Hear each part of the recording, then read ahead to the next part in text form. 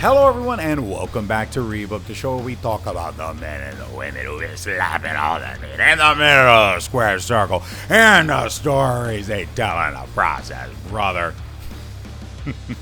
I'm, of course, GB. You also have Matt, and you cannot forget about the lovely Jake. And he's got his asinine wisdom mug, so you know we're going to be spitting some facts today because we are going to be talking about some pro wrestling storylines. And there's a lot going on. Now, you're probably wondering, GB, where the hell are you? Well, I'm in Canada, which is awesome. Where in the world is Golden Boy right doing now? this bullshit? I'm in Canada for Masters Toronto. It's been awesome. Got to go to a Blue Jays game yesterday. And it was a great game because it was a double homer, walk-off homer for the dub. Absolutely electric. It was super fun in there. Damn. Yeah. It was really good. It was Diamondbacks versus Diamondbacks. Oh, the Diamondbacks. Yeah, hey, we need the Diamondbacks to lose. That helps. Yeah, it was 4-3 on the count, and then who was it? Was it Jimenez or Barga? I don't remember, but one of them walked up and just clocked it out of the park for the final hit. It was so it was fun and also inexpensive. I cannot stress that enough. How affordable everything was in Canada, like watching the games at the stadium. It was awesome. So yeah, great times, fellas. How you doing? You good? Everything good in your neck of the woods? Yeah, not too shabby. Yeah, Jake, what about you? What you got going? I just was trying to figure out who Bo Bichette and Addison Barger hit the home runs. Oh, Bichette was the first one. Yeah, I thought it was Jimenez. Yeah. No, it was Bichette, and then it was Barger. Yeah, that's who it was. Bichette? The guy's name is Bichette? Yes. Bichette.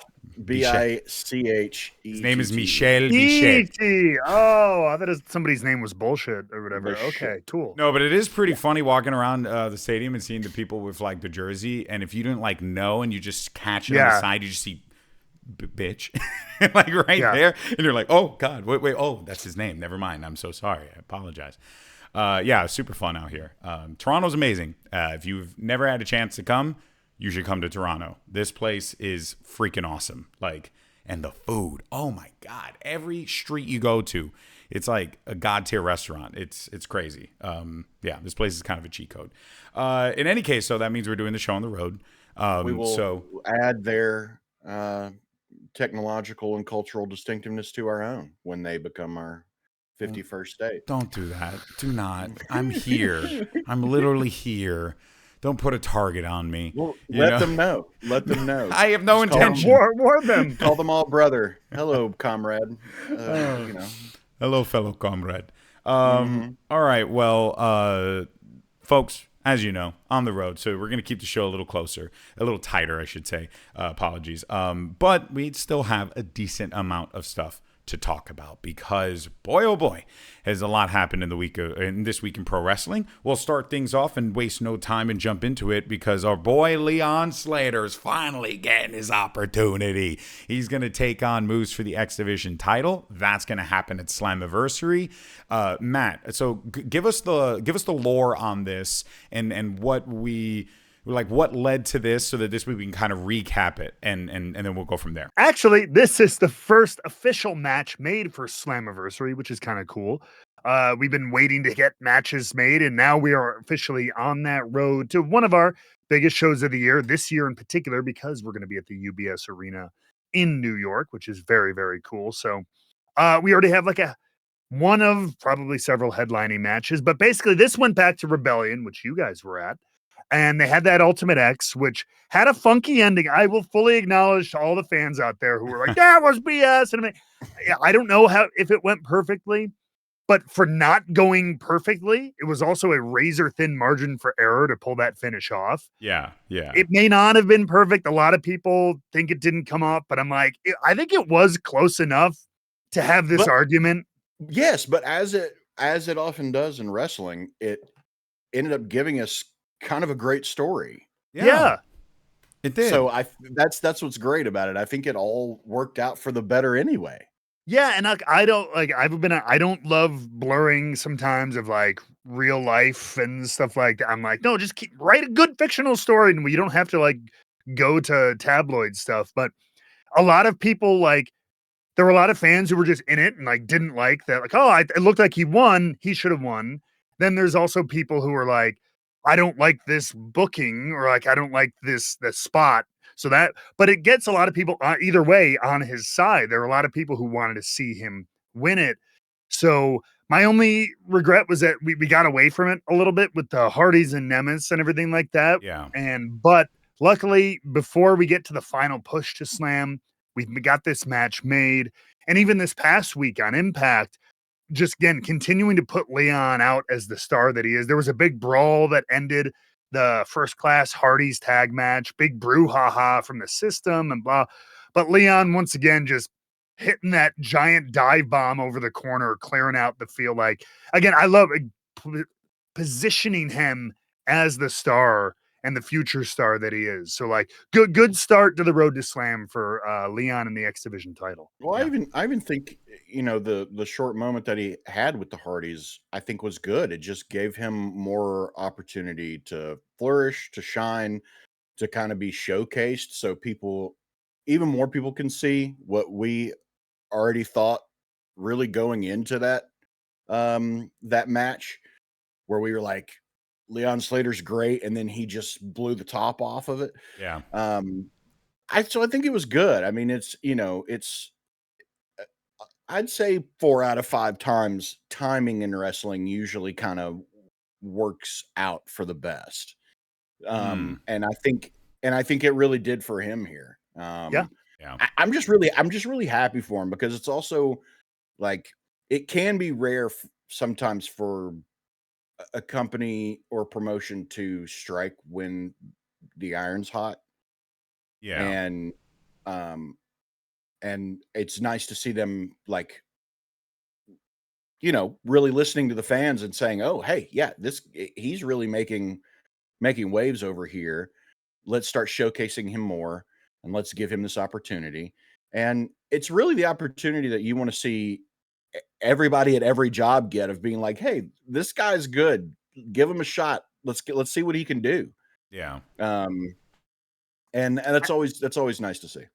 I love it just personally. I think TNA in particular, of course I'm biased, but I think we've had a really good track record in the last like 4 or 5 years. Like, because for a long time, I think we all know TNA had almost kind of what AEW had for a minute too, of the idea of like, this is where old WWE people go.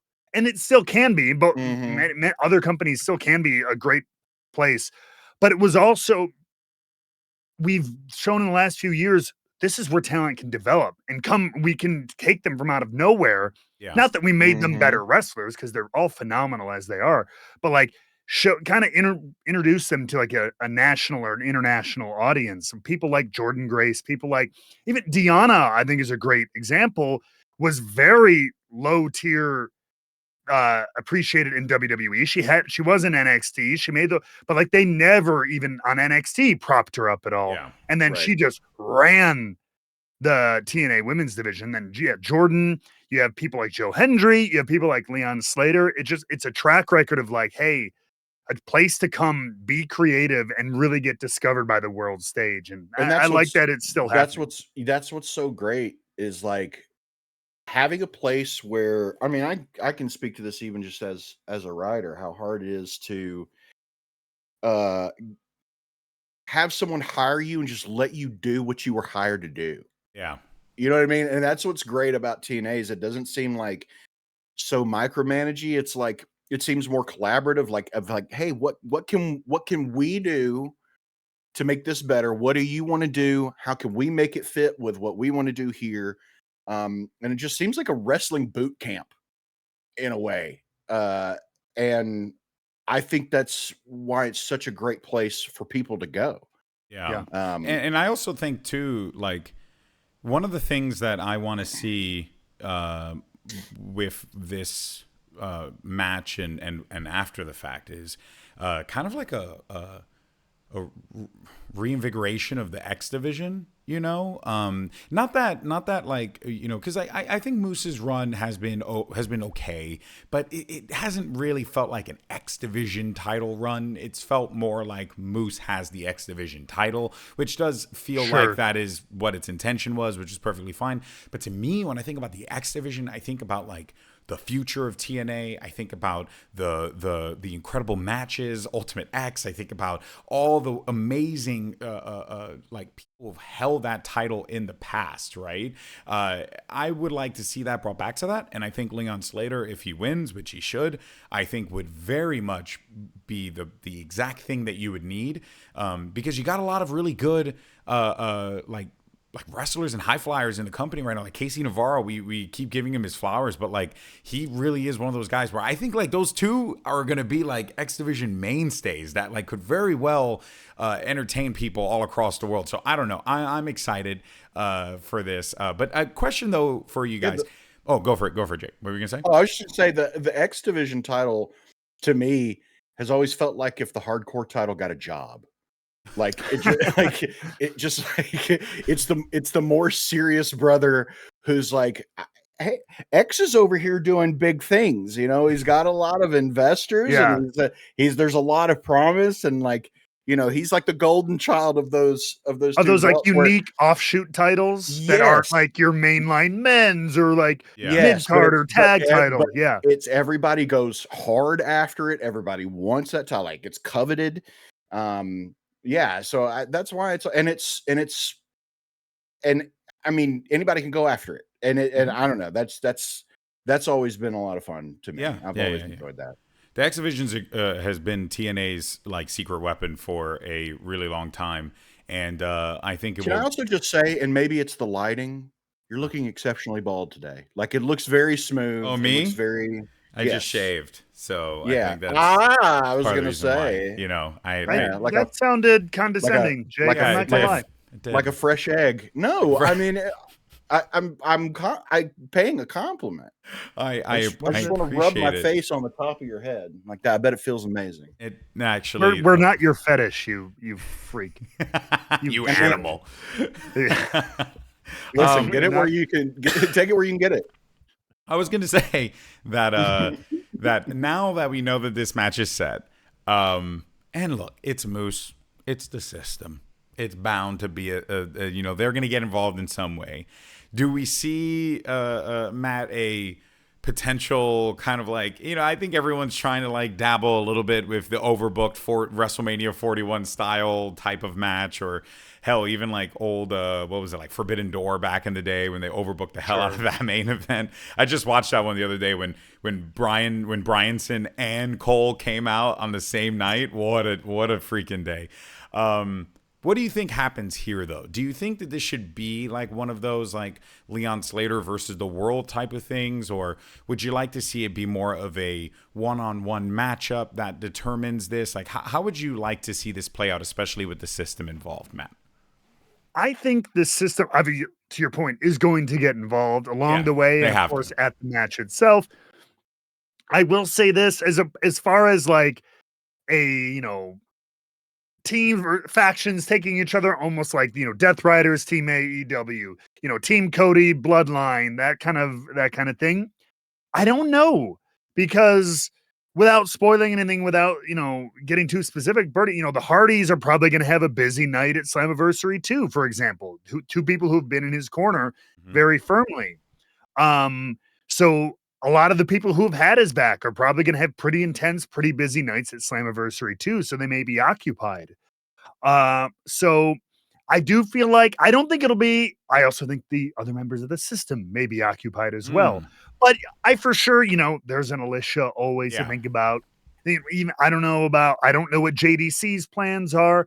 So I do think to a certain degree, though, I would love to see, obviously Leon Slater can't take out all 5 members of the system or whatever, but like if he had to deal with 1 or 2 of them in addition to Moose, I'd like to see him eliminating those threats while still like evading and taking care of Moose, like just to make him that world beater a little bit.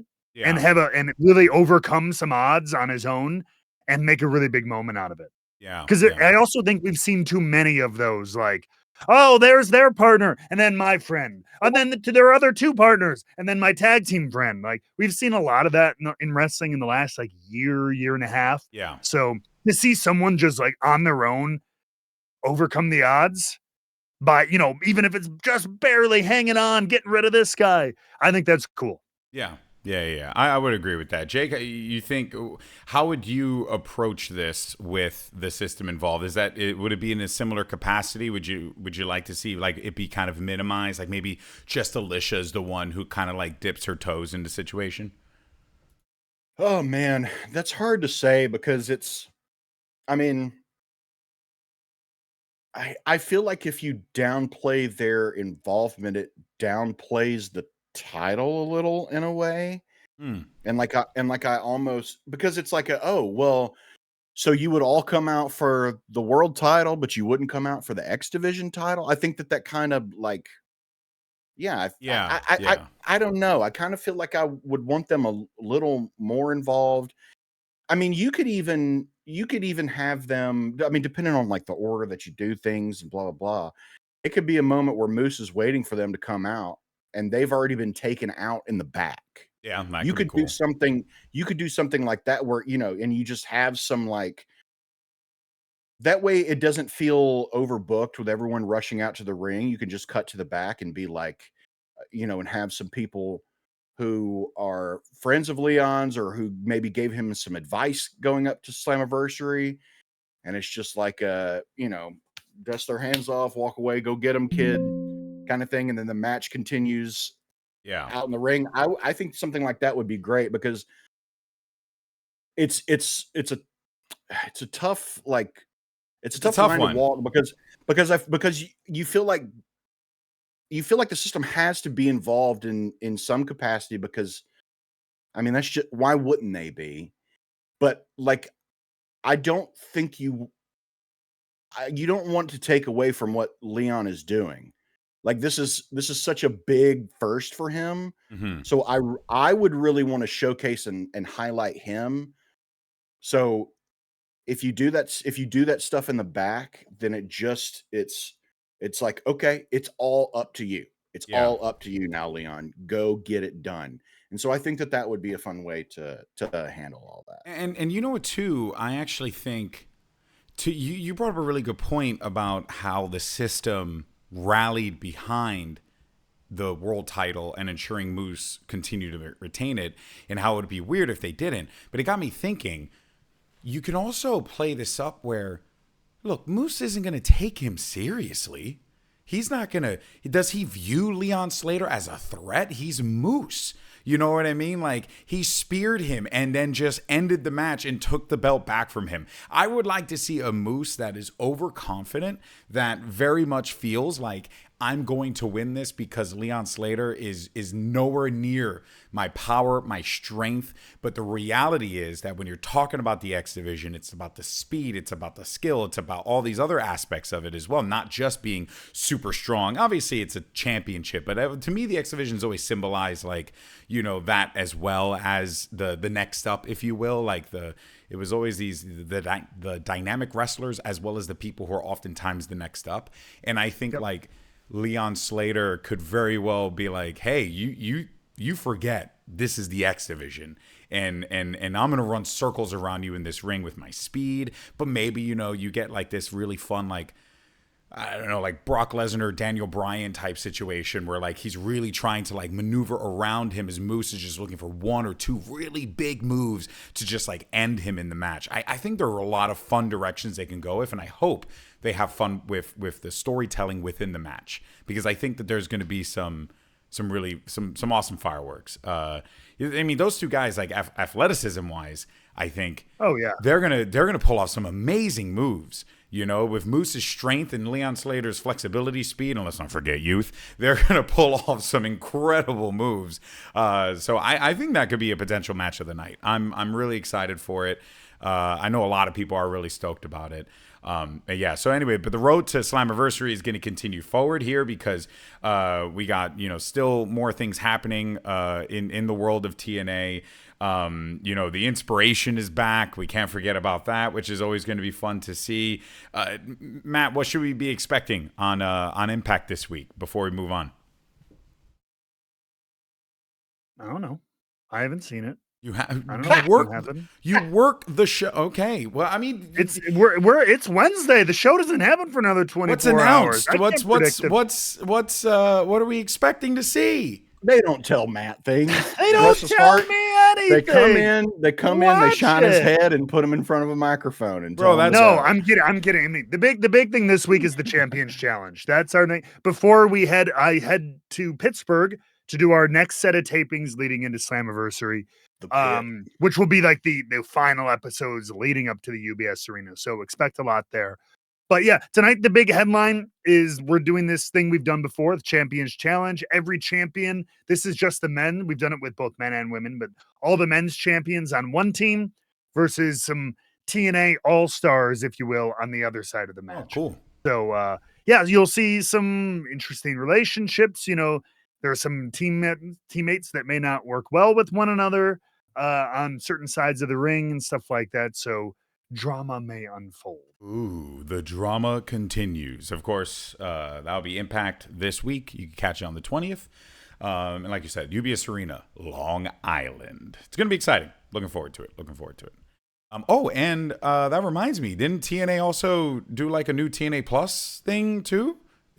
New free tier. Yeah, that's freaking cool. So that just includes like matches, vault of matches. What I don't know what's in it. I'm not sure exactly what is on the free. I literally just saw that thing. I heard them toying with the idea, and I saw the announcement, but I haven't. I have Ultimate TNA Plus, so I see everything, whatever I want. Because so I privileged, work for them. unbelievable. But yeah, I haven't totally explored what's on the free tier. I don't know if it's ad supported or if it's just limited content, but still a great way to just kind of get in, especially for a new fan of TNA. If you're like, I don't know, let me see some of the archives, etc. To your point. Yeah, exactly. And also with Slammiversary around the corner, I think this is a great time to get involved in TNA because, like, you know, this is like one of their big events, right? It's like Slam and Bound for Glory are like the two big ones. So this one's going to be like quite big. So you're going to want to make sure you're getting all up to date on the storylines. And don't worry, when we're back, I'm back in my home doing my thing, we'll be doing a more in-depth coverage on the road to Slammiversary as we get ready for that event. It's going to be exciting. Moving on. We're going to go over to the world of All Elite Wrestling, a little AEW. So there was another 4-hour show this week. But I want to say, and I really want to stress this, it was like I know that they don't watch Rebooked, and I know that they plan this way in advance. But remember 2 weeks when we were talking about Fyter Fest, we were discussing how it felt like a filler episode in an anime or whatever, when like nothing really happened. There were just good matches, and then there was like one big thing, and then that was like basically it. Well, this episode, which was Summer Blockbuster, this one actually had a ton of stuff in it. And one of the big ones was our friends Swerve, Hangman, and Ospreay all trying to figure out how this love triangle is going to work out. And it has been the most compelling thing for me. I very much enjoyed it. I enjoyed that whole sequence backstage where the Bucks confronted Hangman, and Hangman is like, leave Swerve alone. And then Prince Nana's like, you heard that, boss? And then he's like in the room. Ospreay's getting treated too. Yeah, I gotta give a shout out to Swerve Strickland's hearing ability, because they went down, they were in the hallway, down another short hallway, through a door, and then you even saw Nana yell into like another room to say, boss, did you hear that? Like next to the trainer. They were yelling, he went from one room to another room, down, up and do it through a door and another short hallway. I'm just saying, like, there are multiple barriers. Hey. And he still said he heard, and I quote, every word. So I'm happy for Swerve. You have incredible 2020 hearing, bro. Yeah, it really does. It doesn't get any better than that. But 2020 hearing. But Jake, this I really like this from the story that they're telling here, and clearly the directions that we're going in, and I really like the Young Bucks' like involvement in this, and like the little smatterings along the way of like them showing up, preventing Swerve from winning the title, them helping Hangman, all that stuff. What do you make of like how they have built this story out with the characters, if you will, that they have involved? it almost feels like they've been tying loose ends that they have been finding in stories they've been telling along the way. Yeah, I agree. Which is a good thing, because when you can do that and it be coherent, like that stuff that's stuff to do. I mean, especially when you've got this living, breathing story that can, I mean, it's so, we know it's such a unique form of storytelling that it can literally change at any moment just because of real world shit. So the fact that they've been able to take these little moments and pull references from stuff that's happened months ago, or and make it fit with the narrative of what they're doing now is actually really, really impressive.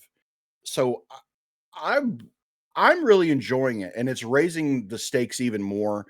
I think it's really building in to All In being, I mean, aside from the very first ever All In, it may be the biggest event that AEW has ever had. I mean, honestly, it really kind of is feeling that way, that we're building towards a Nexus event for AEW with All In Texas. I like the way you said that, a Nexus event, because you are very right. And here's another thing that I, of course, here's another thing though that I also liked, and this, I know people are gonna have different opinions on this, and that is completely valid and fair. I like that Jon Moxley has kind of just been a caricature of a bad guy in this whole thing, because the story's not really about him. It has nothing to do with him, and I even think that he knows that as well. Like, the story is about the three men that are involved in this situation, which is weird, but I feel like Jake would know this. Oh, okay. There's a movie. I feel like it's like a cartoon, not a Disney one. It was like one of those 90s, like other studio animated movies. Oh my God. Where like the bad guy is like just a big black something. Like it was a big black wall, but that's all it ever was. It didn't have a personality, really. It didn't have like a motivate. It was just like, oh, we're never gonna defeat the. There's some story vaguely reminding me of that, but like sometimes, but it was a really good movie because it was all about the characters and their struggle. Was it Stranger Worlds or something like that? It was like a sci-fi movie. I don't know. Oh, okay. Maybe. Yeah, because I remember that one had like a bit of a loftier villain. But yeah, go for it. Sorry, I didn't mean to interrupt. But yeah, I think that's really, sometimes like your bad guy is just the big black wall. It is just, it is the thing just stopping you. It doesn't have. Do we like a layered bad guy? Of course, but sometimes when the story's good enough with your protagonist and complicated and layered enough. Are you thinking about the Nothing from Neverending Story? Maybe. I was gonna say, I thought was almost gonna say Neverending Story, but I don't know. Nothing. Yeah, I think that's what it was called. I don't remember a lot of the Neverending Story. It's been years since I've watched it. So. Either way, but yeah, is a malevolent, formless entity that represents the loss of imagination and belief in fantasy, threatening to consume the world of Fantastica. Well, that sounds like the Death Riders. So, a little, yeah. Yeah. I mean, yeah. That amorphous blob of like, we're going to ruin everything. You know what's ironic? This has been a never-ending story. Yeah. At least it feels like it sometimes. But you know what, though? That's perfect. Yeah. It's been nothing, and it's been a never-ending story. And I do want to give credit to Jon Moxley in this, because he plays that role. He plays it really well, and he's going to continue to just provoke and cause problems for Hangman, and Hangman is continuing to build up the world around him, the support system that he needs. And what I like about this one versus like when they did it with Cody, and this might be a hot take, but we'll see. With Cody, I never believed that like those people were his friends. Does that make sense?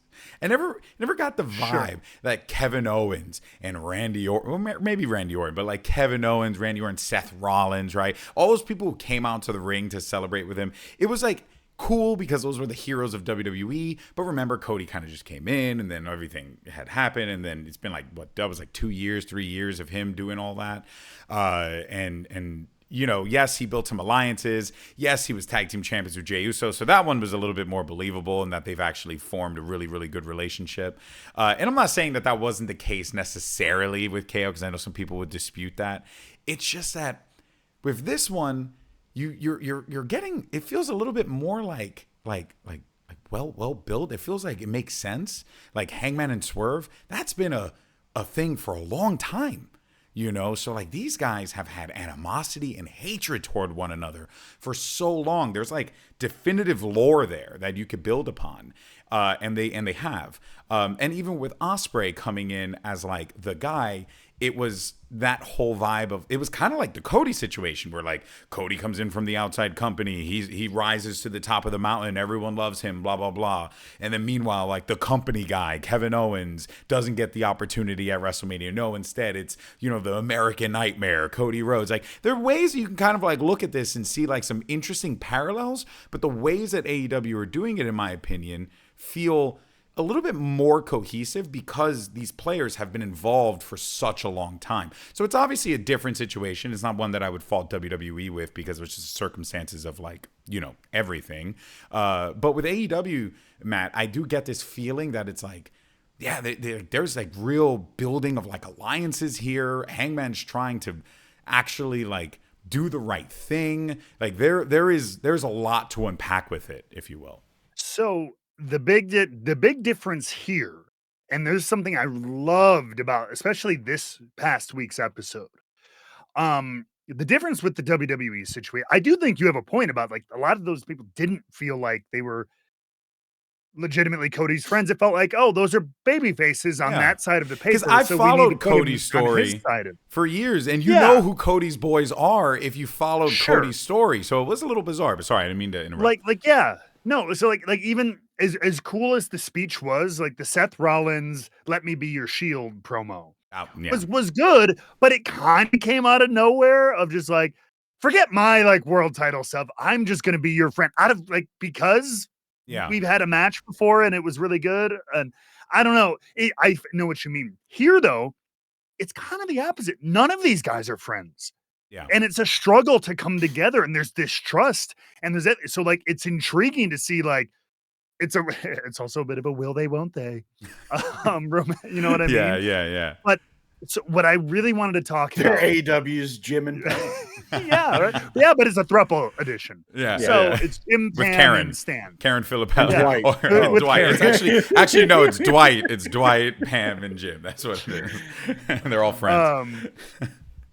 So what I love, there's that is like, it hasn't been like, it's like all of a sudden Hangman gets the opportunity and everybody goes, yeah, buddy, we're with you and everything like that. It's a lot of distrust. And so what I loved that in this episode, you said it, GB, the Fyter Fest was kind of just like a Saturday night's main event of just like matches that happened. Nothing really moved forward, blah. This one, a lot of stuff going on. And in the span of one night, one of our baby faces here, Swerve Strickland, is now going through his own, not redemption, but learning phase. Hangman has started his journey already, is turning things around, redeeming himself. But Swerve, from a moment, is no, I don't trust a damn thing he ever will say, ever will do. This Young Bucks BS. I've already been burned by it with back at Revolution or whatever like that. He almost took my head off, and he even said he was almost thinking about all that. Still, so much distrust, and so he has no. So now he's going through his own thing, and in the span of one episode, which is I loved, he also didn't trust Ospreay when Ospreay's trying to play peacemaker. So screw you. They started fighting each other. They had this match, and in one night, Ospreay sacrifices himself for Swerve taking that super kick. Yep. And then hours later, his most hated enemy is telling the Young Bucks to stay out of his way, stay out of Swerve's way, leave him alone. Don't do anything to him. Like actively because he had always doubted. He's like, yeah, he says it, but I don't believe it for a second that he's not in cahoots with them. Yeah. And now he actually finally heard it from the horse's mouth, from the cowboy's mouth, if you will. Like, oh, maybe he's actually serious. And a second thing that I normally wouldn't like in like a film or like anything like that, but it's wrestling, so you got to tease people a little bit. When Swerve reacted to that, hearing Hangman call off the Young Bucks, and Nana asked him, did he hear it? He seemed like almost mad, like, yeah, I heard every freaking word. And normally when you hear like, oh, I was wrong, I would like to see the guy go, oh, like have that moment of, oh my God, I can't believe I'm wrong. In a movie, maybe in a rom-com, sure. But it's wrestling, so you want to be kind of left with like, but wait, why are you looking so mad? Oh God, like Hangman, that's your proof. But oh no, Swerve's so crazy, he's not going to believe it, and he's still going to attack him. So it leaves you with that question for the next time they meet, of like, maybe he's not convinced yet. Yeah. But I think he is, and I think we'll see him save the day for Hangman sometime in the near future. Yeah. Sorry, that was a long rant. No, I loved that about this episode. That through line of in one night, the two people he was doubting the most proved that they were men of their word. Yeah. And that, I think that is the reason why, Jake, this story has been AEW's best in like a long since Adam Cole MJF, without a doubt. This has been like their best men's story that they've done. Yeah, it's not even close. And I think it's a credit to everyone involved. I also think it's a credit to like just leaving that question mark. That's so hard to do. It's so hard to like, it's so hard to do and to keep people like interested in and on the edge for of like, what is it gonna take? What has to happen? And leaving this big question mark until the biggest event of the year, that just boosts the intrigue even more. And really, really raises the stakes. Which you think you couldn't do more than you are already, because it's the world title. It's all in. And it's in a briefcase. It's this redemption story. It's right. And all this different stuff going on. And it's because we could have very easily, and we did, grown tired of it. Yeah. You know, but now that they've steered it in this direction, they've righted the ship, they've realized that maybe the Death Riders need to be the secondary character in their own story to a degree. Yeah. And that the intrigue and interest is in what's going on outside of that. Yeah. Now they're hitting their stride with it. They're the White Walkers. Yeah, that's a good They're one. the White Walkers. Like they're this. They don't speak. They don't really. They just cause violence. But we just know they're the big bad. We're not really curious about their story. We're curious about how everybody is going to get together. How are you going to stop this? Yes. Yeah. You know what I mean? They're kind of this nameless, faceless, not nameless, but like, you know, amorphous group of evil. Yeah. It's something I also, and then nothing. And then we'll move on to one more AEW topic before we wrap it up before AEW. But one thing that to kind of go back to the thing I was saying about the Cody and the parallels between this situation and the Cody one, not trying to make it that, but again, both were amazing. Or sorry, well, we don't know yet. We haven't seen this one, but the build has been amazing. And 41 was an amazing match, or 40 was an amazing match in moment. But you guys mentioned how like the Death Riders are like secondary characters here. And it's funny because, we were all talking about Cody winning the title, but it was the story as they built it was about getting the belt off of Roman, right? That felt more pertinent than Cody winning the title was a plus, it felt like. But Seth Rollins, I'll be your shield. He was there specifically. The objective here is different, is what you're saying. The objective here is different, which is... It's about getting Hangman to win the title and not have... Yeah, which I don't know. People could read into it a million different ways, and I don't think that there's like a wrong way. But it's also different because that story was 5 years in the making. Very true. Very true. You know, so I mean, you it's can make hard the for it case to that this not one's be. been a couple years in the making too, since Hangman lost that belt and his character went through his like downward spiral. You know, like this whole thing was because he lost that belt to CM Punk and then went insane. You know, so dude, I love it. I love it. It's so good. One last thing though that we're gonna talk about before we go, because it is official. We will see Kenny Omega going up against Kazuchika Okada for the Unified Championship. Wait, what is the Unified Championship? Oh, I don't. That is the. I know what it is. It is a terrible, terrible name. For a It is title. a Gorgeous terrible belt, though. name for a title. Gorgeous belt. Great looking belt. I freaking love the design. It looks like the old women's. Yeah, but that's title, that's like, what if Sydney Sweeney was named Pustule? Like that, you know what I mean? Like, would she still be quite as beautiful What? if her name was Pustule and not Sydney? I think so. I doesn't change. I don't Well, know. I have a lot of kids named Pustule. I think you'd balk at it for a minute. You'd be like, wait, Yeah. what? Darling, you need a stage Yeah. name. You're like, okay, yeah, yeah. This feels like though, like they're like I'm okay only because it's just different, and it's okay to kind of just like have something different. Like I was really genuinely curious what the hell they were gonna do with the naming convention of this thing, since they had a continental and an international title. Personally, I would have liked them to have kept the international title. I think the international title had lineage and history, but it does sound like they're blending everything together into one, and this is going to represent one title reign. Go for it. Sorry. Let me know if you think so. Like, I actually don't like it. Yeah, it's fair. But yeah. but more importantly, that's it. That's all I wanted to say. Yeah, I mean, I knew that no. one. Yeah, moving on. So at the moment it was shown. More specifically, I don't like it for this title because as weird as I feel like it would work if it were combining two like WWE had two world titles. Yeah. Because like when they did the undisputed championship in like Yes. it sounds like the unified title should be the biggest title in the company. That's exactly what it sounds But this is like a mid-card title or however you want. I don't like the term mid-card title, but like a secondary title. Yeah. So that's why I'm like, you need to call it like the unified oceanic champ. There's a missing word. Yeah. There's a missing word there. Yeah, 100%. That's exactly what it sounds like. It's inflating its like if you were like the prestige. AEW Ultimate Unified Champion, that sounds like the top of everything. Yeah, if you heard if you heard world champion and unified champion, you'd be like, oh, they have two world champions now. They have two world champions like WWE does.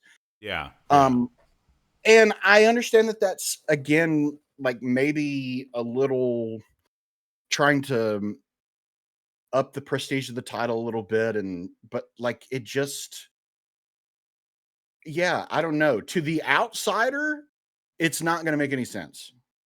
If you don't watch AEW that much or at all, and you hear unified champion, I'm thinking like that's the dude. You know what I mean? Yeah. Like that's how that sounds to me.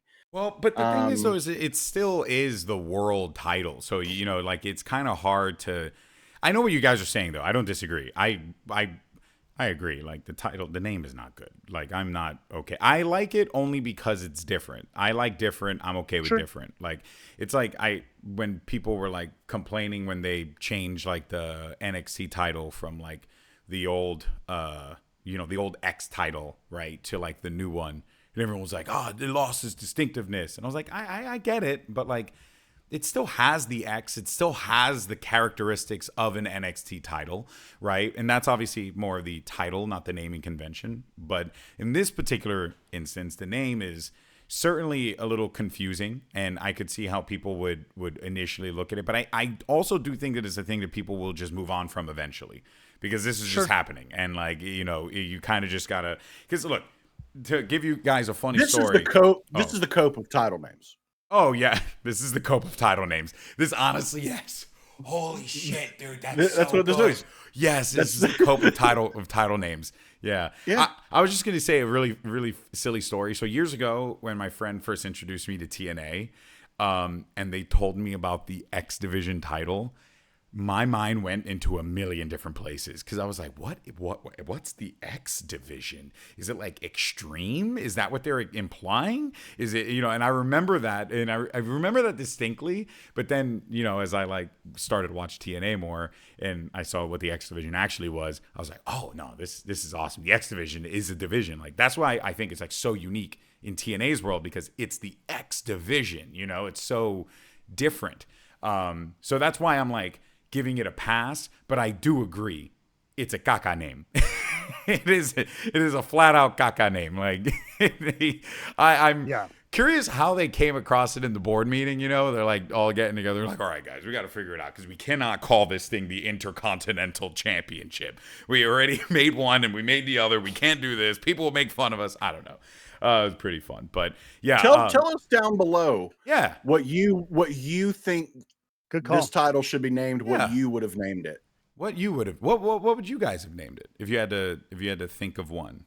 I probably would have gone with something like something that played off of like the All Atlantic version of it, like the all something champion. Like I would have done something in that regard, rather than to like differentiate it from the world title and the TNT title, Right. So there's two things. I mean, people have argued like New Japan had an intercontinental title, so like it's not unprecedented that some other company uses the term intercontinental. That said, yes, everybody would have a field day with it, but the precedent is there. Much like when TNA just recently introduced our international title. Yeah, people made some comments, but then 2 weeks later, it's just like, okay, that's the international. Well, now you guys are the only international title. So yeah, which is great. Hey, we did it, guys. And interplanetary. And it's a gorgeous belt. So yay, we did it again. I don't know, like the Unified Open Championship, or okay. I've got it. Okay. He's got it. You just got to think about your not pronouns, your prefixes. That's it. Okay. So you have intercontinental, which means between continents, different separate continents, right? Which is basically the world anyway. Yeah. Right. Continental just means one particular continent. International, again, between nations and everything. Mm-hmm. The continental. Intra, which means within one body, right? Oh yeah. Intraplanetary champion. Okay, now you. So it also just means world champion, but it's just a different word. This bitch.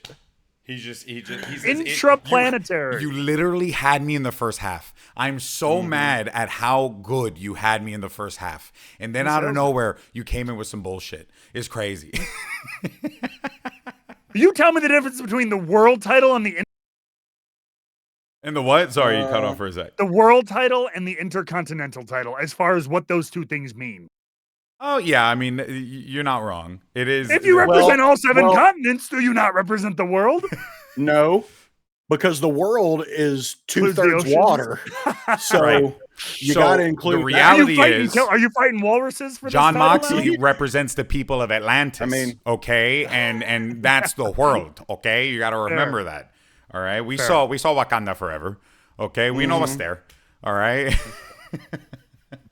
Oh man. All right. Look. In the comments, let us know. What do you think about this? And what would you call the belt? And then also, how would you rate Kenny Omega's performance with the blood spitting out of his mouth? I'm going to give him an 8.5. That was great. Out of 20? Out of 10. Out of 10. I liked it. It was so dramatic. It was so overtly dramatic. It was dramatic. He was like, I'm sure. Blah, blah. I was like, yes, this is stupid. I'm okay with stupid.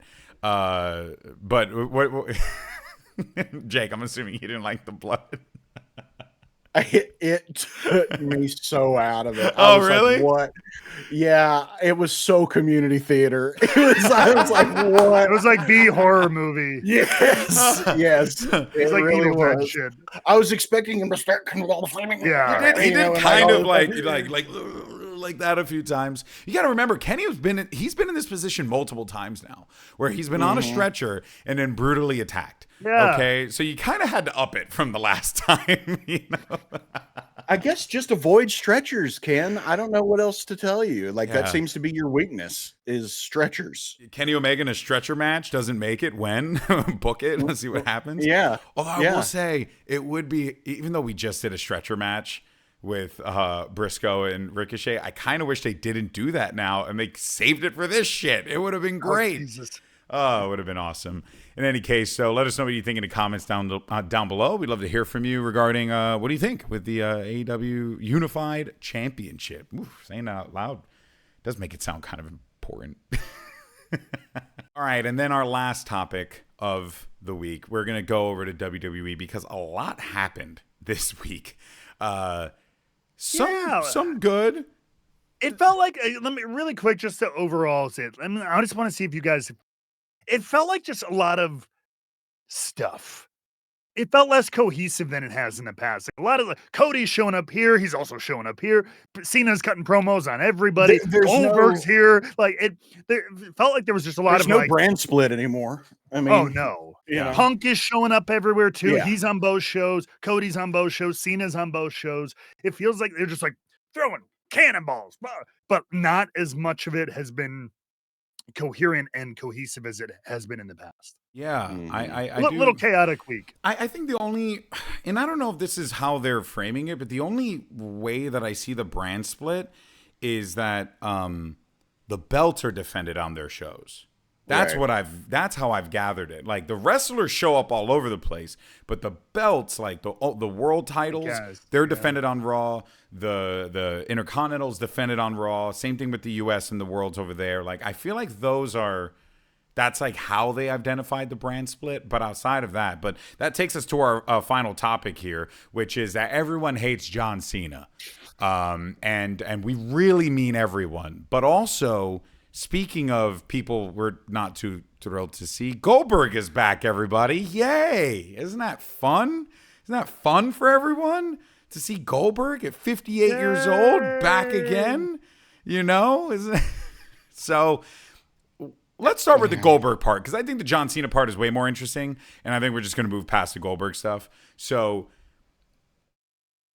I'm not a fan because it feels so just like telegraphed, like that, and we've always talked like telegraph or whatever, it's fine, but I don't know what it was about this one, but this one just felt weird because they reference this interaction that they had months ago in Atlanta when Gunther disrespected Goldberg in front of his family, and we all know toxic masculinity. Can't disrespect me in front of my family. I'm a man. So, you know, Goldberg's back. But the few things that I have issue with is like, so you cut Jey Uso's reign for this when he was like white hot and everyone was loving it. So like it was actually ramping up quite nicely, and I was really enjoying the matches. And we thought he might win and we could be done with Gunther Jey Uso for a little while. Nope, that's not happening. But then Goldberg comes back, and I'm like, if I'm Jey Uso, don't I want my world title back? Like, am I missing something here? Like, is there? He has a rematch. He does? Okay. Theory. I mean, that's why he's in King of the Ring. Rematch, right? I mean, right. Oh, wait, that's why he's in King of the Ring because of his rematch clause. No, God, so that he can get a rematch. That's what he was. Shouldn't he already have a rematch? But I also remember a few. Sometimes they use it. Sometimes they don't. Saying that there was no guaranteed rematch clause anymore. Whenever it's convenient, they bring that rule up. Right. Okay, so I mean that's a little like whatever. But I guess then in that regard, I can't help but wonder then how does Goldberg qualify for a title match? He's Goldberg. Listen, but you know what I mean. Like from the story, yes, it just doesn't make sense. There is no story. No, doesn't make any sense whatsoever. I mean, and they made it official minutes after the promo, so there was no GM making it. You know, no one was like, "Oh, he showed up. Okay, let's put him in a title match." Yeah, go for it, Jason. And I get the sorry, no. For it. I mean, this we're all emotional. I actually think this is the best thing that could happen for Jey. Okay, in what way? Let me show you my math. Goldberg has screwed up the title reigns of both Kevin Owens and Bray Wyatt. Dude. So he is in very good company by now being the third person to be screwed over for a Goldberg match. Like, that to me means Jay's a made man. Like, I mean, if you look at it from that perspective, yeah, because you just got Goldberged. Like, this is like this is what happens. Yeah, they didn't want to feed Jay to Goldberg. Yeah. I mean, and I'm sure it's a situation where Goldberg was like, Gunther, that's who I want my last match to be. And Triple H was like, I decided to do the same shit that they did with Kevin Owens, which to me is my ultimate rebook. That is my biggest rebook of all time. Is Kevin Owens should never have lost the title to Goldberg. Yep. He should never have lost the title to Goldberg. And him versus Jericho should have main evented WrestleMania that year. Yeah. I've seen people argue against it because they said it didn't feel big, but I fucking fools. That's what I'm saying. Because go watch the Festival of Friendship and tell me that wouldn't have been a massive match. I mean, seriously. Yeah. And it was so easy to do too. It would have been so easy. Like, it was such a colossal screw up. It bothers me to this day. Whenever someone's like, you can change one match, that's it. And it's easy. It's an easy thing. You just don't need the title for Goldberg versus Brock Lesnar. Nope. Yep. Didn't need that doesn't need a title. And again, it's just anyway. And they're doing it again. That's a whole different episode. We did put up a poll on the Rebooked community page on YouTube asking you all who you thought was going to win. Who you thought was going to win. And I believe Scan had shared. Mm-hmm. He did. And he said, and the answer was no one. No one. They didn't want Gunther to lose it. Does Goldberg win at Saturday night's main event? Here it is. 89% said not a chance. Gunther will retain. Not a chance. Gunther will retain. Not a chance. No, not a chance. Comma. Gunther will retain. Yes. Which unfortunately, I think that's a lot of wishful thinking. I hope so. You would think, especially in this era of WWE, that they're more future minded and everything like that. So I hope too. But I when it comes to good old G-Berg, I don't really trust anything. So I was talking to my buddy Wyatt, who does listen to the show on occasion. Shout out to Wyatt. Work with him over in VCT. Well, shout out to occasion. On occasion to Wyatt. No, he actually sent me something, and I wanted to just read it real fast because basically he said that he's convinced himself that the reason why they're doing this is for a Seth Rollins cash-in. Because Triple H famously does not like the Money in the Bank briefcase. He doesn't like to keep it in play for too long, according to rumor and stuff, which is not what we work with, but makes sense. And if we're thinking about it narratively, with a matchup that has no story, right? You want something that's going to be quite memorable. So I could see a Seth Rollins cash-in as Gunther's choking out Goldberg, and Goldberg probably is going to tap, or maybe something's happening, and then he goes for the There's no chance Goldberg taps. There's no. I don't think Goldberg's going to tap, but I do think that Seth Rollins is going to cash in. Probably Gunther's got him in a sleeper, and then he does the curb stomp on Gunther, and then then everything else he just beats up Goldberg or whatever, and then he just wins the belt. I could see them just doing the Levi Stadium WrestleMania joint again. The heist of the century and all that stuff. That, and he kind of we were talking about it. He was like, for what other reason are you doing this match? For what other reason? I will pose this then, because they didn't. I guess it's assumed, and by some people, are we assuming this is his Goldberg's retirement match? Or do we think he's coming back for some short kind of run and then retiring later? Because if this is his retirement match, just knowing the personality that Bill has, he's not going to retire on a screwy cash-in finish. I'll tell you that much. And they're not billing it as a retirement match. No, they're not. That is true. But I think this is, at the very least, I think we understand that this is probably the retirement run, according to things he's said and stuff recently. So, but we don't know if it's one and done or if he's going to be here, be SummerSlam, and then Survivor Series is it or whatever. I don't know. What do you guys think? You think it's Jake? You think it's a one and done? You think there's more meat on the bone with him? It's ironic that you say that. I want you to bring up the video that I just sent in. I don't know if I can. Writer's room. Oh well, if you can't, then I'll just describe it anyway. I don't know if how much it's going to matter, because what I think is going to happen is I think Goldberg's knee is going to shred when he steps into the ring and tries to run. It honestly looked. He did not look super. It's gonna be a little jank, mobile. I mean, yeah. This is what I expect to happen when Goldberg steps in the ring and tries to do a jackhammer. Here's his knee right here. Boom, gone. That's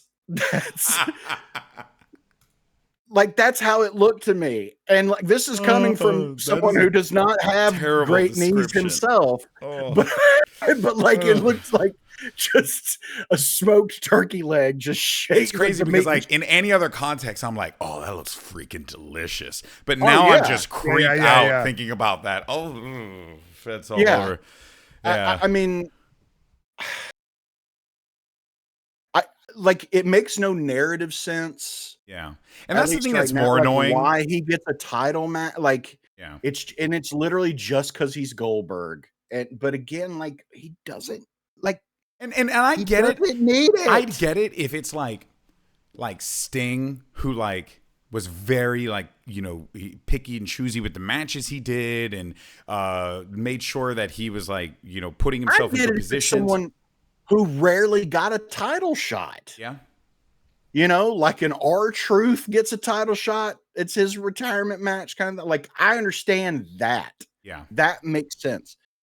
But him just coming back and being like, my family, give me a title match. You disrespect my family. Now I want your belt. And it's like, huh? In my hometown, in my own hometown. The dude wants to work remote. That's all this is. He just wants to work remote. He wants to work from home. Yeah. Well, it is frustrating because we're fans of storylines, and this is just nothing. This is truly nothing. But I am curious to see what happens from this if the Seth cash-in does in fact happen.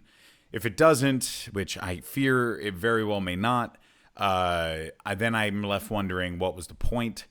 If Goldberg wins and beats Gunther, I mean, sure. Then the next person who holds the belt needs to be Seth Rollins. Plain and simple. He needs to get the belt. That's it. That's all it is. No, you're gonna hear "I am a real American." He's gonna come down and win the title next if Goldberg wins it. I mean, yeah, I don't know. It's just. But you know what though? Let's not harp on it because there's no reason to be negative on it. Whatever. We'll see what happens, and whatever happens. I will say though, my own little thing. I know we don't talk about these things, but I think it's a little screwed up that they scheduled this right over All In. And I'll be real with y'all. I do not see a world where Goldberg versus Gunther, and I love Gunther, is more compelling to me than Kenny Omega versus Okada or Moxley versus Hangman. Doesn't matter. Tony Storm versus Mercedes Moné. Doesn't matter. Yeah, it's it doesn't matter. That's the thing. So here's the thing. WWE is big enough and everything they don't need to win that night. They know they're not going. They know that, but they're just doing it to siphon even what little bit away. Yeah. And if they know they'll fill an arena because it's in a different state and everything like that. And it's on national television for free. It's in Atlanta, Georgia. Yep. Yeah. kind of thing. So like they're not. It's not like the idea we need to beat them, or whatever, or get more viewers. It's just like, well, fine, but watch, we can siphon off 10,000 of their viewers easily. Yeah, I think it does feel petty a little bit. It's shitty. It's very petty, and it. But like, you know what? I mean, it is what it is, right? Like they're like, people ultimately will make the decision of what they want to watch, you know. And I'm going to be an all in, so I'm okay. And I understand that it is shitty, but at the end of the day, it's not WWE's responsibility to help AEW make money. Like I don't think that they should. You know what I mean? Like it's not like. Yes, I wish that the wrestling doesn't need to be that way though. Than it is. No, yes, it doesn't. And that's my problem. That's. But I get what you're saying. You're completely valid in your in that for sure. Yeah. In some fun news though, and shifting gears, let's talk about John Cena and everyone hating him. This does feel like the natural course of where things would go, given how much John Cena has done and how much he's pissed people off and how frustrating of a human being he has been with this character. I like it. I like it a lot. I like this idea, Jake, that everyone doesn't just want a piece of John Cena, but they want to they just really do not like the guy, and are now very much making it like, hey guys, this dude sucks. Can we handle this here? And I'm kind of digging that. I like this idea of like, yes, he's a bad guy, and yes, you want to relate to your bad guy, but sometimes you also just want to be like, man, that guy sucks. And that's what John Cena is. Yeah, Cena had I know his heel run isn't what any of us expected it to be, and it has been lackluster, but I really just want him to lean. I think we can still have a John Cena heel run and still get the John Cena that we love if he just leans into 80s high school movie bad guy. Like Johnny Lawrence type stuff. Yes. Like Biff. Yes, like Biff, like Johnny Lawrence, like any of those. Yeah. Like if he just leans into that and is almost a little cartoonish, because we've seen there was that moment backstage. If I recall right, it was like at the beginning of a SmackDown where commentators were talking over the top of it, introducing the show, but Cena was like cartoonishly arguing with Nick Aldis. Do you remember that? Yeah. I don't know if it's just the week before. Yeah, it's just this over the top. Like, give me that Cena. Give me the Cena who's having fun being a bad guy. Yeah, because that's what I think what people wanted to see is people wanted to see like I really do, but like this version of Cena that's doing this it's all about me now, and it's all about I don't know. I just don't know how I feel about it anymore. And I want, Matt just sent that to it's exactly what I'm talking about. Pull it up. But I see what you mean. Yeah. Lean into that, because I think that would make a more fun Cena heel run if he's just acting like this. Just be this version of Cena. I mean, he's already been a cartoonish good guy for a lot of his career, right? Exactly. So it makes sense to be the same thing, but just a heel version of it. Yeah. That's what I want to see more of. He's yelling at him. He's so animated and cartoonish. That's what I just have him do dickish things. Yeah. Smile and laugh about it, and just be like, hey, this is the John Cena you all wanted, and not this this is what you made me, and this is how. No, I just like the idea of him being like, look, you wanted me. This is what you wanted for years, and now that I'm giving it to you, you're mad. And you know what? I realized it's fun. Being a bad guy is fun, and I want to lean into it even more. And you think you love it, but then you're almost I can't believe I'm saying this. Ricochet. Yeah, Ricochet. He needs to be what Ricochet is doing. Dude, that's a hot take. People will be mad about that. I know that they will, but That's honestly what I want to see more of him just being a cartoonish heel. Trolling people. Like, yeah, literally being, yes, because he also did that shit as a face. Yeah. But if you just flip the perspective on it, then it works. And he's still John Cena doing John Cena shit. How do you avoid it becoming funny? Heel. How do you avoid it becoming funny though? Because when I see that is funny.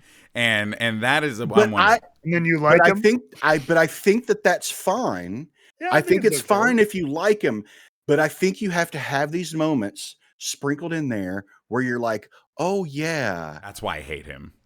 Yeah, that's why. I mean, he's still at the end of it. That's an entertaining segment to see him turning his hat backwards and yelling at Nick Aldis like a petulant 12-year-old. Right. But he's gonna kick CM Punk in the nuts, and you're all gonna go, "Oh, screw you!" Yeah. You're all gonna boo him. So like, if he's brutal and brutal and bloodies people up, and and fights dirty and stops matches from happening in the backstage by attacking people and just laughing about that's do that. Do you remember how Steve Austin was in his corporation? Or the heel run that he did when he was injured. And he's like playing guitar in the back.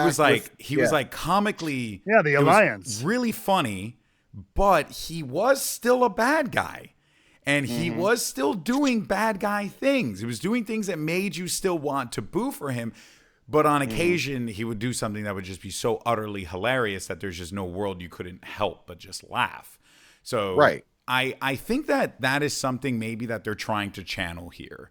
And if that's the case, give us more. I agree with you. Give us more. Look, you want to talk about a hot take?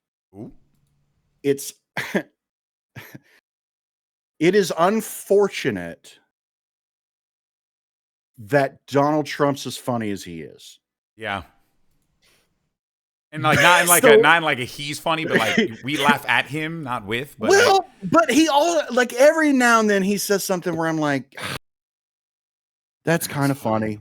Like I'm like, damn it, that's kind of fun. And so I think it's okay for Cena to be like that, where you're just like, okay, that was funny. That was just without good bit. And then he fascism, because but Kevin Owens is also really good at doing that too. Yeah. Kevin Owens is very good at that. So like the blueprint is there for that to be done, and I think Cena could have done it in a unique way that it still feels like a last Cena run. But if he played it, if he played it like he did the Firefly Funhouse match, sure, then I think we'd be having a different tune altogether about this.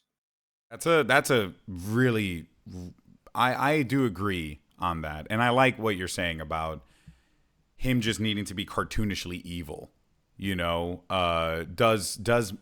Because he was cartoonishly good, so it would make sense that he would be cartoonishly evil. Yeah, it's he's like he's Snidely Cena. Yeah, Snidely Cena. Yeah. Like he's not throwing his weight around enough. Yeah. He needs to do more. Like, I'm not doing that because I'm John Cena. I'm doing this because I'm John Cena. And I don't think they're going to do it, but you know who I would love, and I've been saying this for so long, but I would love to see, especially with that last interaction. Bro, Nick Aldis, when are you going to put the boots back on and get into the ring, brother? And one match with the former NWA World's Champion and the face that runs the place of WWE. Oh, my God, would be so sick. But I don't think it's... And you could even do it some kind of like, Cena can come... Like, it's easy to book this, I think, too, where you can be like, Cena's like, I'm tired of the matches you're putting me in. I'm tired of the positions that you're putting me in. I want control over my own destiny. Yeah. And it's I'll fight you for it. I'll fight you for it. If I win, you don't get to tell me what to do with my title anymore. I make my matches. Dude, that would be interesting. That'd be sick. That would be really interesting. And see that match between, and Aldis is like, okay, but if I win and you don't do what I say, then that title's getting vacated. Yeah. Yeah. Or if the next time you don't do something I say, just in general. Exactly. That's what I mean. Yeah. You do some, it's, just for control over, his future. I like that you could do something like that. Yeah. Two things, Matt, that I want to pick your brain on here. Firstly is because I kind of feel like now with CM Punk fighting Cena and Saudi, I kind of feel as if it's that's cooked.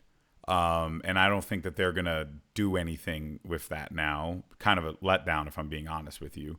Because they're using all the material that I thought that they would use for, Money in the Bank, when he won, when he left, and all that stuff.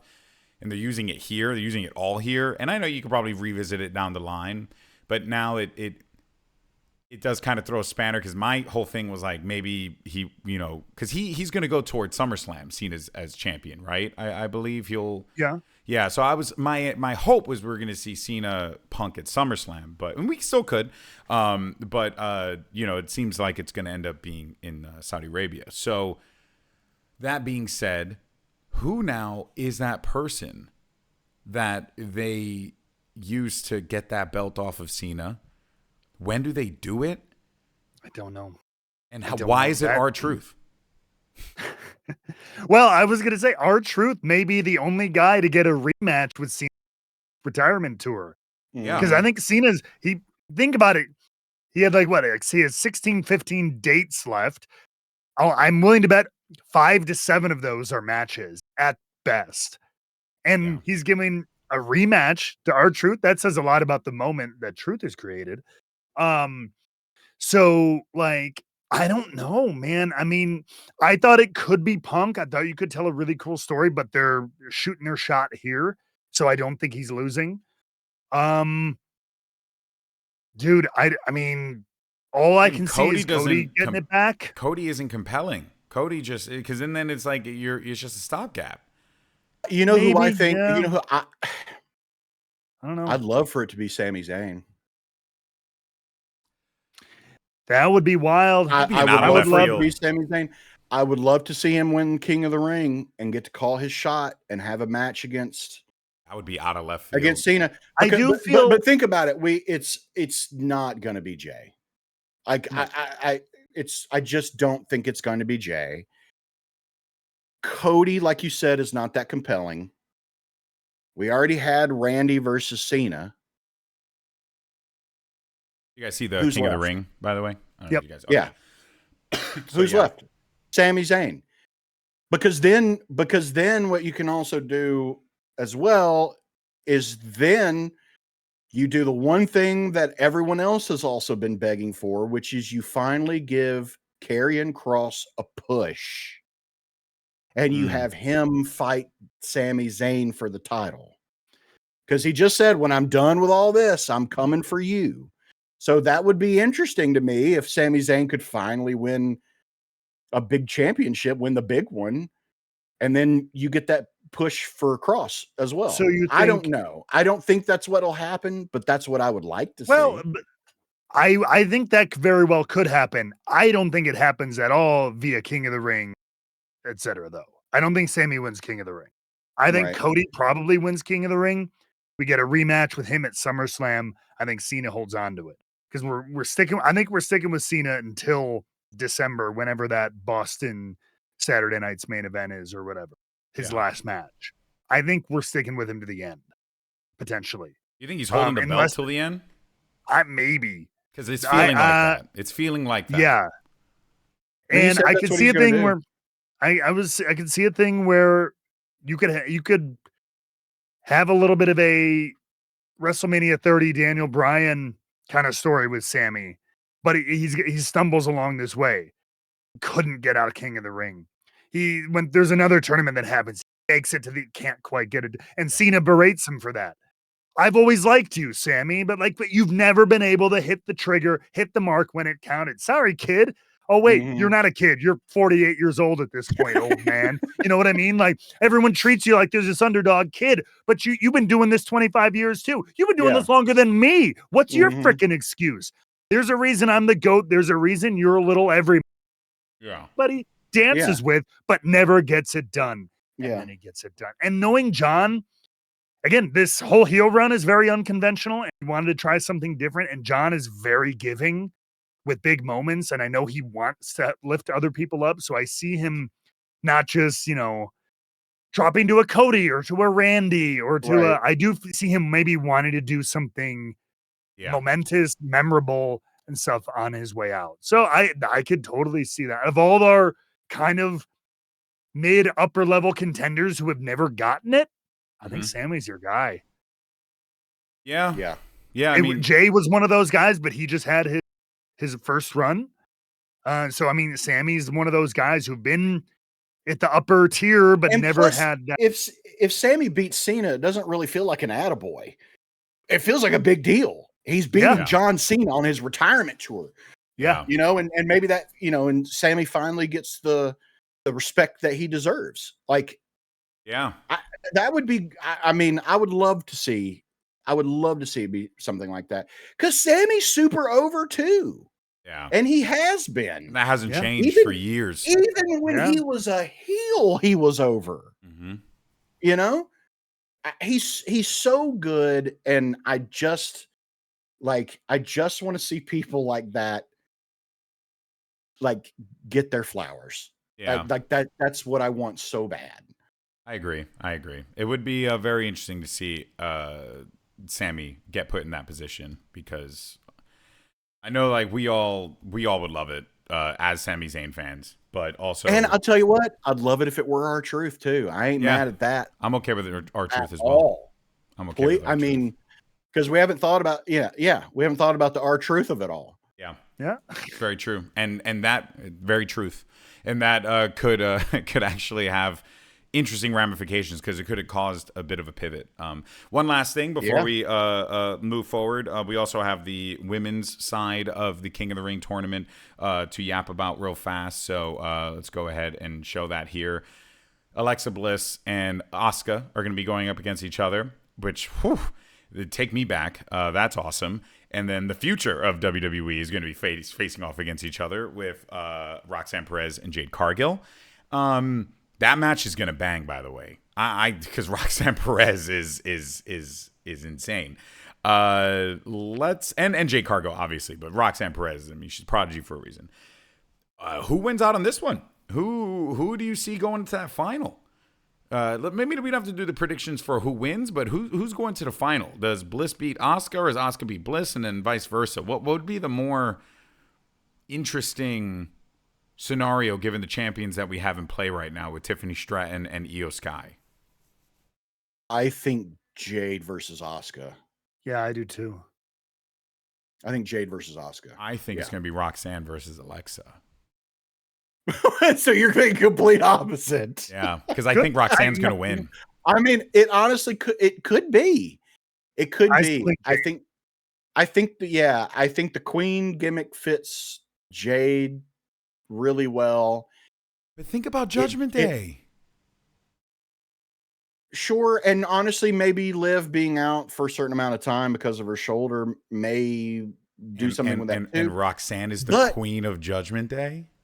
But well, I mean, sure, but also think about who has the women's Money in the Bank briefcase. Yeah, Naomi. That's why I think it's Jade. That's what I think it's. That's what I think it's setting up. Either Jade has her match against, I guess I would probably say Tiffany. Jade has her match against Tiffany, beats Tiffany. Naomi immediately cashes in. And then, like you said, that would also solve Triple H's problem of hating Money in the Bank, which I don't get. I love Money in the Bank. I love it. That's a weird like behind the scenes rumor that I don't know anything about, but I don't know. Wyatt was the one who told me it, and I was like, oh, that's weird, but I guess that makes sense, you know, since like a weird thing. I don't know. Here's my, you're gonna say, Matt? Sorry, you look. I was just gonna say the other thing is your point was the thing about Judgment Day, Roxanne. Look. As far as the high school comedy goes with Judgment Day, I liked Porky's 1. I sat through Porky's 2.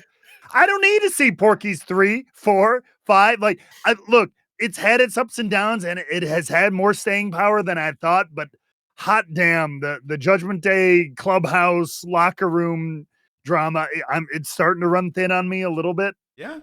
I think one final thorn in the side, whether, with Roxanne and Liv and blah, blah, blah.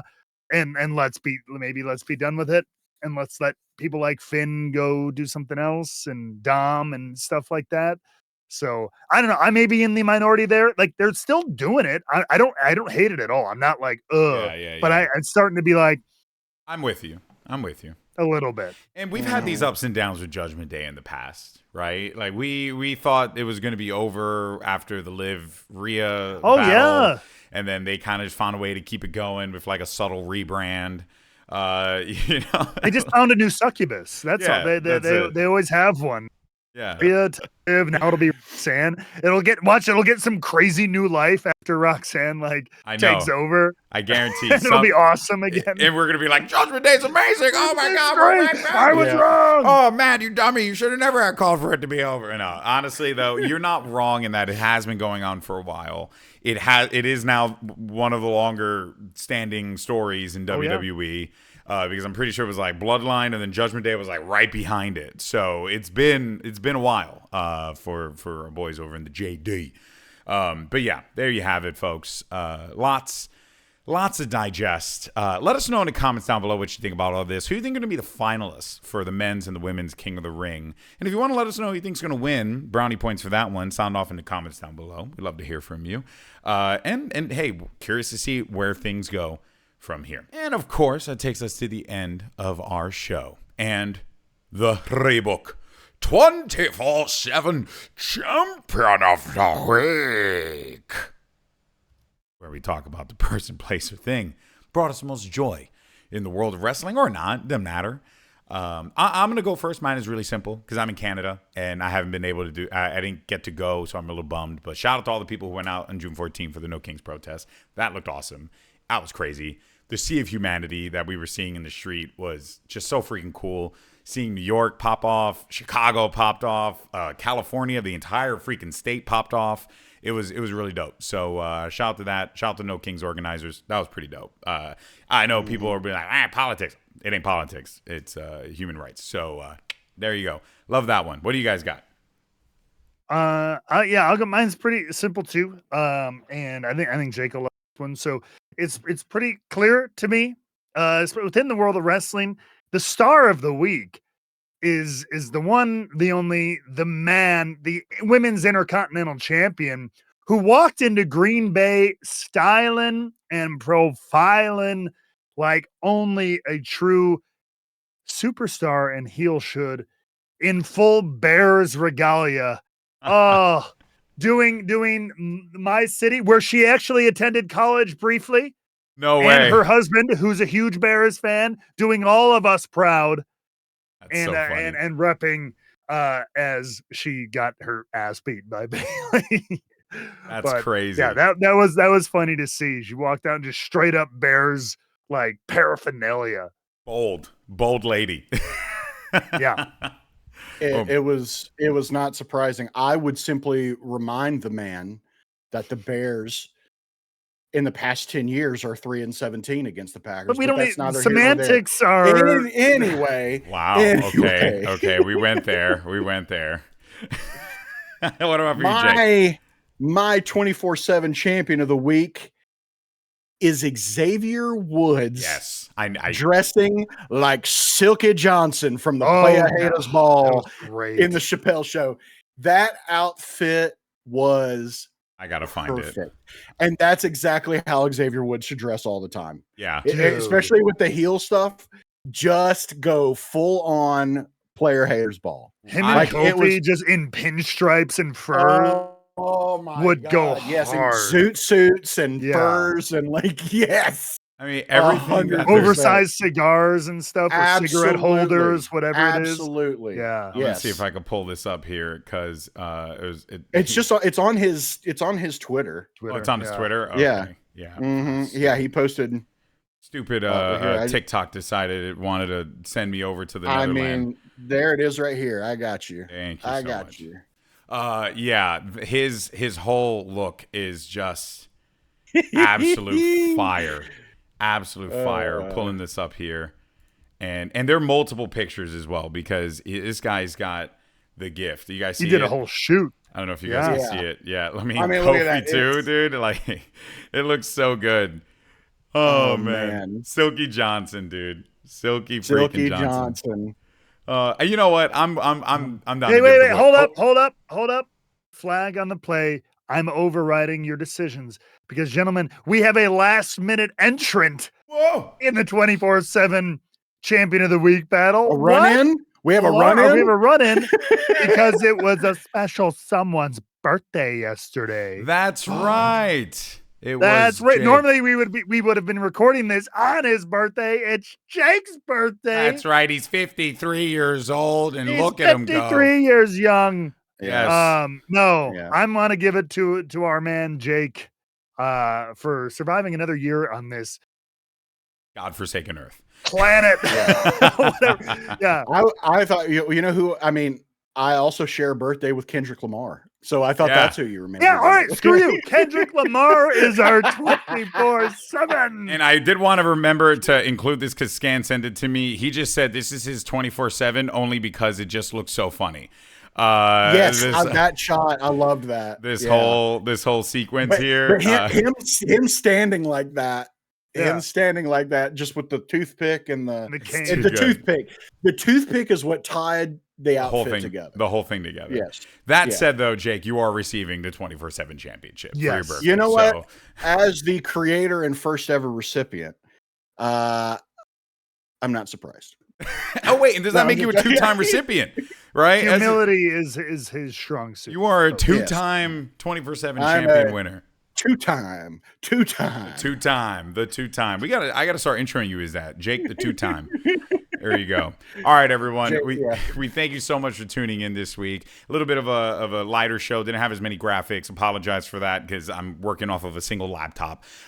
So thank you all for the patience. Sorry for uploading this late. If you're watching this, hopefully you're catching this a little bit before Dynamite and you can enjoy it, but I think there's some good conversations across the board that you can have and that you can enjoy for wrestling throughout the week. And, you know, we just want to make sure that we got an episode out because we want to make sure we get an episode out every week, whether we're traveling or not. We've been working hard on that and we're sticking to it. So thank you everyone for your patience. Thank you all for tuning in. Thank you Jake and Matt for working with my schedule as well because things have been crazy over here in Canada. I've been nonstop working, but we're just so grateful. And yeah, just watch some freaking wrestling this week and take care of yourself. That's the most important thing. All right, be safe everyone. Take care. Peace. What is that? That was good.